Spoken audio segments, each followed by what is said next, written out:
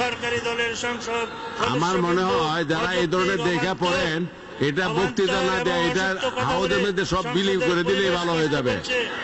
সবটা বিলি করে দিবেন, এটাই ভালো হয়ে যাবে।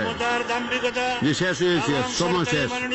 মন্ত্রী সাহেবরা যা ইচ্ছা তাই বলে শেষ হয়ে গেছে মাননীয় সদস্য, আপনি ধন্যবাদ দেন।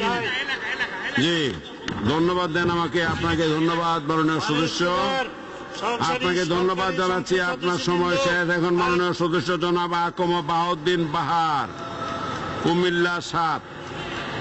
মাননীয় সদস্য বাহার সাহেব, আপনার সময় 7 মিনিট। 7 মিনিট সময়, 5 মিনিট হলে হলুদ বাতি জ্বলবে, পরে 2 মিনিটের মধ্যে শেষ করবেন।